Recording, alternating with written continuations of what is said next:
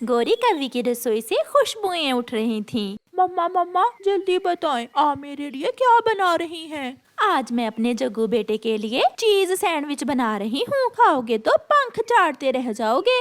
मम्मा मुझे थोड़ा सा पानी भी दे दे, ये दाना तो बहुत सूखा हुआ है, मैं ये दाना पानी में भिगोकर खा लेता हूँ। मम्मा चिड़िया अपने बेटे को पानी देते हुए अपना मुंह दूसरी तरफ कर लेती है, क्योंकि वो अपने बेटे से अपने आंसू छुपा रही थी। मम्मा गौरी आंटी के घर से ये खुशबू किस चीज की आ रही है? खुशबू वाली लकड़ी लगाई होगी गौरी ने चूल्हे में। मगर मुझे तो ये खुशबू किसी स्वादिष्ट भोजन की लग रही है। होगी, मुझे क्या मालूम। फिर कुकू अपना सूखा हुआ दाना पानी में भिगोकर खाता है और घर से बाहर जाकर बैठ जाता है। जब से उस चिड़िया का पति मरा था, वो बहुत मुश्किल से अपने घर का गुजारा करती। कभी सूखी रोटी का टुकड़ा तो कभी सूखा दाना, यही उनका भोजन हुआ करता था। लो जग्गू बेटा, ये चीज सैंडविच खा लो। मैं बाहर जाकर खाऊंगा और कुकू का दिल ललचाऊंगा।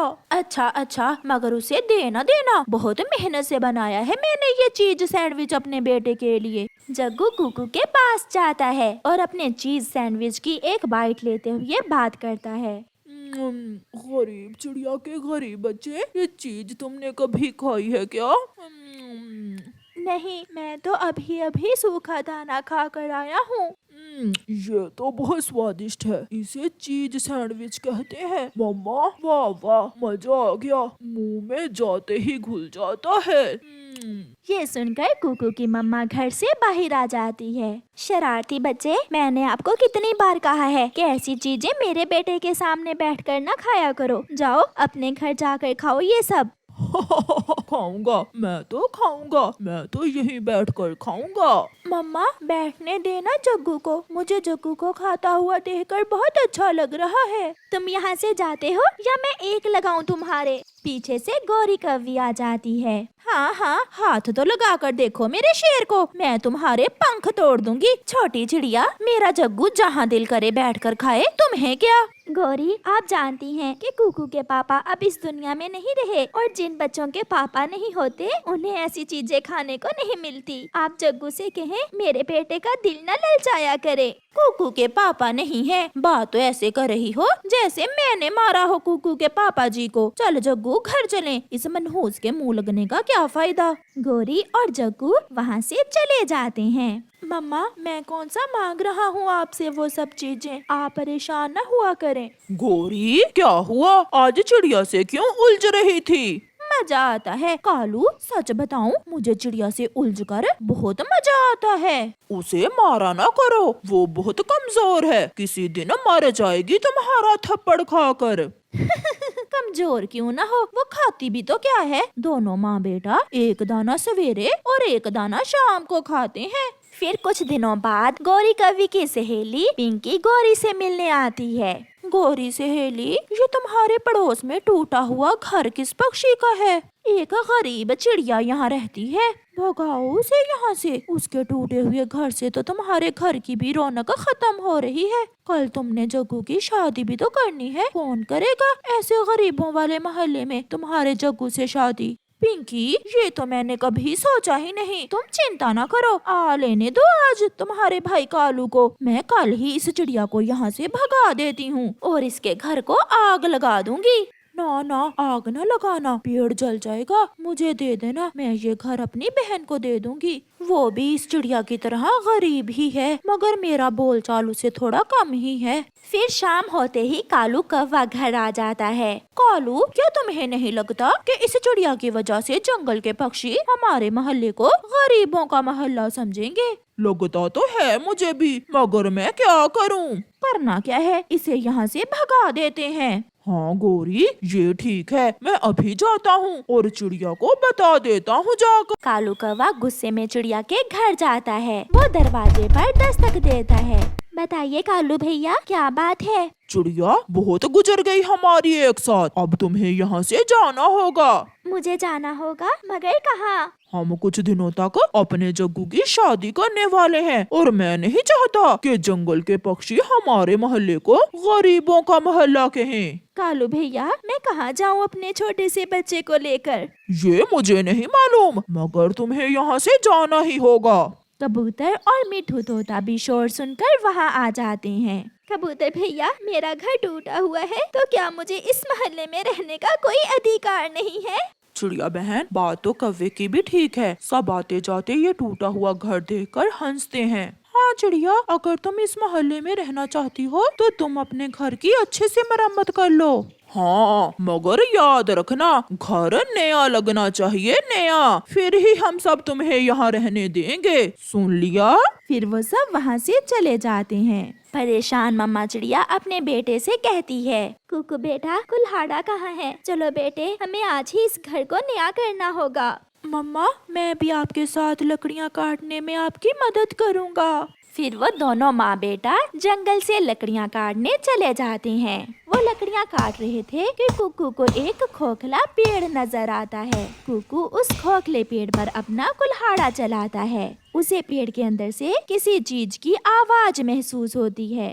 मम्मा, इस पेड़ में कुछ है जो कुल्हाड़े से टकरा रहा था। फिर वो माँ बेटा उस पेड़ को दरमियान से काटते हैं और उनकी आंखें खुली की खुली रह जाती हैं। उस खोखले पेड़ में ढेर सारा सोना और चांदी था। कुकू बेटा, सुन ली, हमारी भी ऊपर वाले ने सुन ली। अब मैं भी चीज सैंडविच खाऊंगा और बनेगा हमारा घर भी नया। फिर चिड़िया और उसका बेटा वो सारा धन लेकर अपने घर चले जाते हैं। कुछ ही दिनों में चिड़िया अपने लिए एक नया और सुंदर सा घर बना लेती है। जग्गू दोस्त, ये लो, ये चिकन बर्गर तुम भी खा लो, मैंने ऑनलाइन ऑर्डर करके मंगवाया है। ऐसे चिड़िया और उसका बेटा गरीब से अमीर हो जाते हैं। गोरी कौवी पेड़ पर बैठी हुई थी जब वहाँ मैना आती है। कौवी, काली कौवी, क्या रानो चिड़िया का मोहल्ला यही है?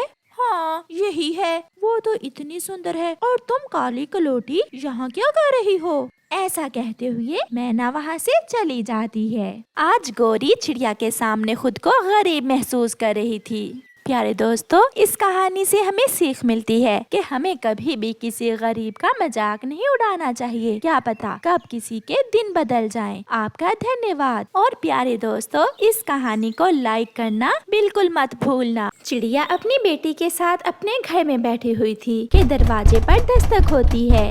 चिड़िया बाहर आती है। बेटी चिड़िया, मैं बहुत भूखी हूँ। मैंने 3 दिन से कुछ नहीं खाया। क्या तुम्हारे पास कुछ खाने को है?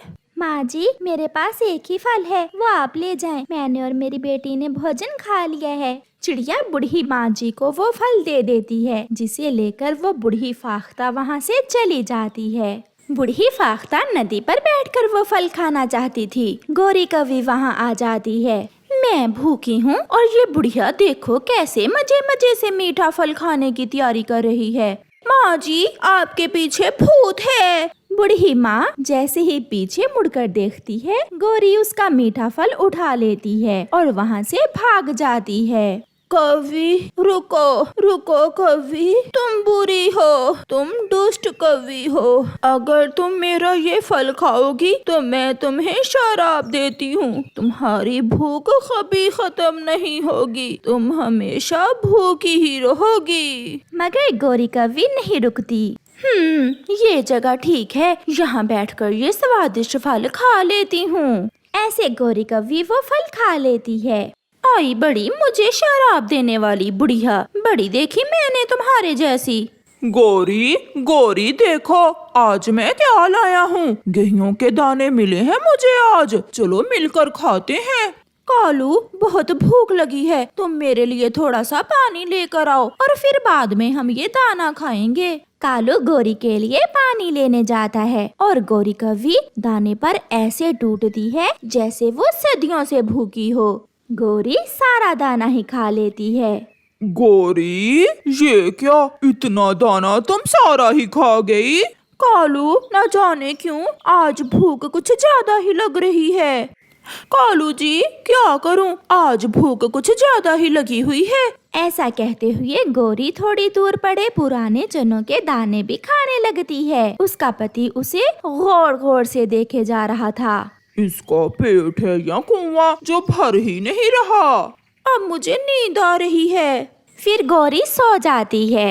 सुबह हो जाती है। गोरी सुबह सवेरे ही घर से निकलती है। उसे जोरों की भूख लगी हुई थी। सामने उसे एक अमरूदों का पेड़ नजर आता है जिस पर पके हुए अमरूद लगे हुए थे। गोरी वहाँ जाती है। वो एक अमरूद खाती है, 2 खाती है और ऐसे वो पेड़ के सारे ही अमरूद खा लेती है।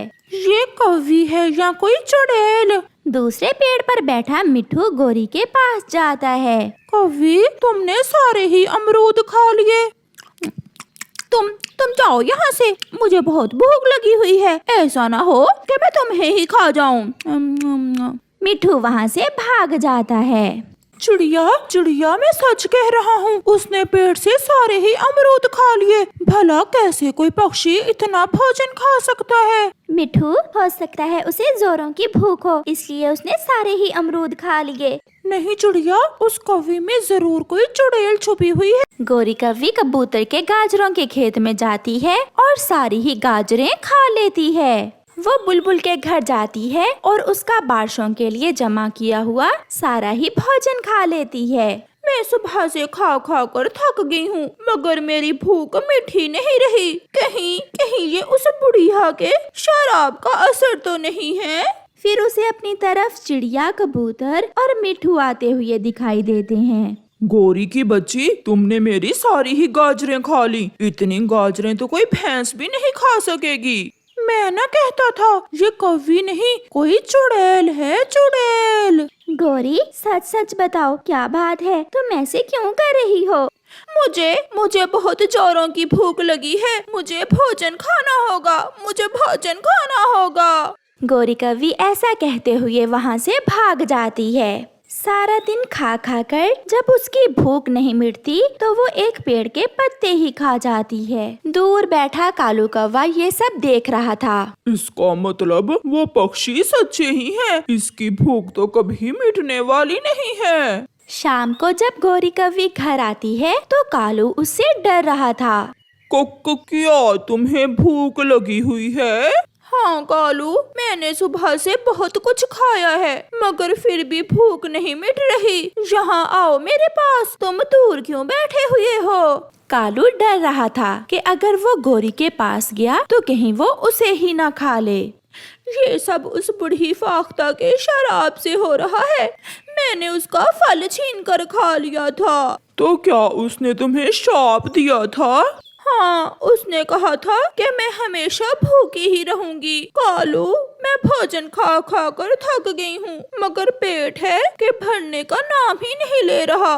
कुछ करो कालू, अब तो मेरी चोंच में भी दर्द होने लगा है। फिर दूसरे दिन कालू कौवा चिड़िया को जाकर सारी बात बताता है। चिड़िया, जब तक गोरी को उस बूढ़ी माँ के शाप से मुक्ति नहीं मिलेगी, वो भूखी ही रहेगी। ये गोरी किसी को नहीं छोड़ती, ना छोटे को ना बड़े को। वो बूढ़ी माँ जी हमें पुराने जंगल में मिलेगी। कालू, चलो हम पुराने जंगल में जाते हैं। फिर चिड़िया और कौवा दोनों पुराने जंगल की तरफ जाते हैं। काफी देर उड़ने के बाद चिड़िया और कौवा एक सूखे हुए पुराने जंगल में पहुँच जाते हैं। वहाँ एक टूटा हुआ छोटा सा घर था, जिस घर के बाहर वो बूढ़ी माँ जी उन्हें बैठी हुई दिख जाती है। चिड़िया और कौवा वहाँ जाते हैं। चिड़िया बेटी, आप यहाँ, सब ठीक तो है? और कौवे, दुष्ट कौवे, तुम क्यों यहाँ आए हो? माँ जी, ये उस कौवे का पति है जिसे आपने शाप दिया है। माँ जी, दया करें, वो बुरी है, उसे जो सजा मिल चुकी वही बहुत है। माँ जी प्लीज मेरी पत्नी को अपने शाप से मुक्ति दे दें, वरना वो भूख मिटाने के लिए मुझे भी खा जाएगी। वो खुद को भी खाएगी तो फिर भी उसकी भूख नहीं मिटेगी। माँ जी, वो अंडा देने वाली है, उस पर ना से ही उसके आने वाले अंडे पर दिया करें, उसे शाप से मुक्ति दे दें। तो फिर उसे कहो कि कोई एक नेकी का काम करे। नेकी का काम करने से उसे मेरे शाप से मुक्ति मिल जाएगी। धन्यवाद बोलकर चिड़िया और कौवा वहाँ से चले जाते हैं। गोरी घर के बाहर बैठी सूखा घोंसला तोड़ तोड़ कर खा रही थी। बूढ़ी माँ जी ने कहा है कि तुम्हें शाप से मुक्ति पाने के लिए कोई नेकी का काम करना होगा। नेकी का काम? कालू, मैंने सारी जिंदगी नेकी ही नहीं की, फिर मुझे क्या मालूम नेकी का काम क्या होता है। आज जंगल जाओ और भोजन इकट्ठा करके खुद खाने की बजाय छोटे पक्षियों में बांट दो। ये नेकी का काम है। मैं करूँगी, मैं नेकी का काम जरूर करूँगी। फिर गौरी ऐसा ही करती है। वो भोजन लाकर छोटे पक्षियों में बांटती है और फिर उसे बूढ़ी माँ जी के शाप से मुक्ति मिल जाती है और उसकी ना मिटने वाली भूख मिट जाती है।